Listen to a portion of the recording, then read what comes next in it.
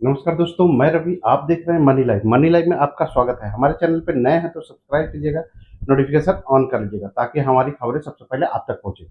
दोस्तों एनडीए में सीटों का बँटवारा लगभग फाइनल रूप में है। नीतीश कुमार के दिल्ली प्रवास के दौरान भले ही सामने की कोई तस्वीरें ना आई हो, लेकिन इसके पीछे कहीं न कहीं ये चीज़ मानी जा रही है कि ये नीतीश कुमार का दिल्ली प्रवास डायरेक्ट तो नहीं, लेकिन थ्रू मीडिया और अपने दूतों के थ्रू थ्रू सीट बँटवारे को फाइनलाइज़ करने के लिए नीतीश कुमार दिल्ली गए थे। ऐसे तो कहा गया है कि ये उनकी निजी यात्रा थी, वो निजी कारणों से अपने चेकअप के लिए गए थे। लेकिन नीतीश कुमार दिल्ली जाएँ और खबर ना बने, ये तो मुश्किल है। तो इसके पीछे जो सूत्रों से खबर के हवाले से खबर निकल कर आ रही है कि सीटें लगभग फाइनलाइज़ हो गई हैं। हालाँकि बीजेपी की तरफ से फाइनलाइज़ कर दी गई हैं, लेकिन नीतीश कुमार अभी भी 110 से 112 सीटों पर अड़े हुए हैं। उसी के चलते बाकी लोगों का फाइनलाइज़ नहीं है। नीतीश कुमार आज चाहेंगे, आज सीटें सभी की घोषणा हो जाएगी। लेकिन नीतीश कुमार की जिद के कारण एनडीए में सीटें फाइनलाइज़ नहीं हो पा रही हैं। क्योंकि भाजपा ने जो फिगर दिया है उसके अनुसार जदयू को 104 से 105 सीटें और चिराग पासवान को 20 सीटें देने की तैयारी कर रही है, जो कि 1 से 2 बढ़ सकती है। और ये चिराग पासवान फिर जीतन राम मांझी हैं, उनको 6 लगभग 6 सीटें देने की तैयारी है, 6 से 7 सीटें। और उपेंद्र कुशवाहा को 5 से 6 सीटें। तो उस लेकिन नीतीश कुमार अगर 110-12 पर 112 सीटों पर जब अगर अड़े हुए रह जाते हैं, तो 20 सीटें हो गई चिराग पासवान की, तो हो गई 132, 7 सीटें हो गई उपेंद्र कुशवाहा की। तो उसके बाद हो जाता है 7 सीटें जीतन राम मांझी की, तो 139 और 7 100 246।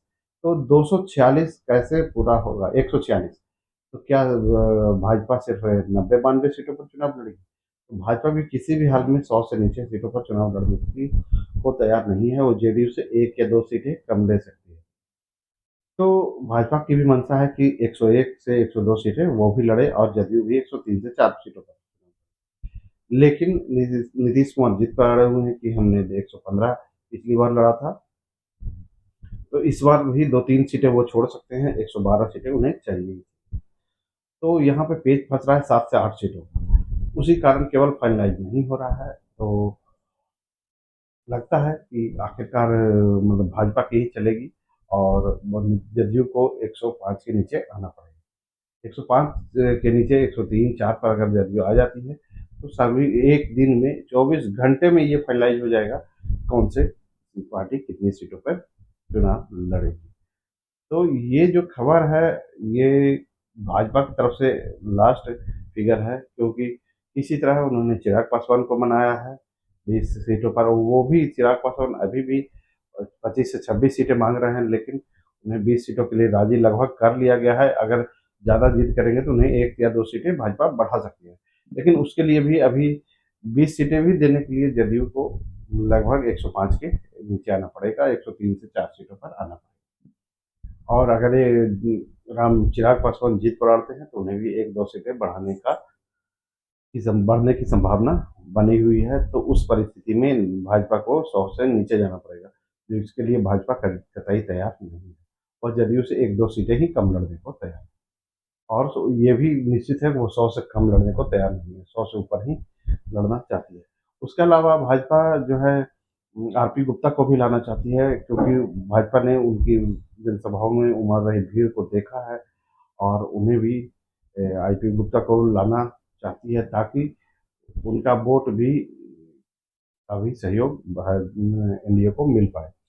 तो अगर एनडीए को आईपी गुप्ता का भी साथ मिल जाता है तो और आसानी होगी। लेकिन यहाँ तो सीटें का के लाले चिराग पासवान के लिए ही पड़े हैं, तो आईपी गुप्ता आते कैसे हैं, ये बड़ा सवाल है। तो देखिए आगे आने वाले दिनों में जो चुनाव की घोषणा सितंबर के 14 सितंबर के बाद कभी भी हो सकती है, आचार संहिता लग सकता है। उससे पहले सीटों का बँटवारा तो फाइनल हो ही जाना है। ये अब पहले पखवाड़े में ही सीटों की घोषणा हो जाएगी एनडीए की तरफ से। इसकी पूरी संभावना बनती दिख रही है। दोस्तों आप देख रहे हैं मनी लाइफ, मैं हूँ रवि, मिलते हैं अगले वीडियो में।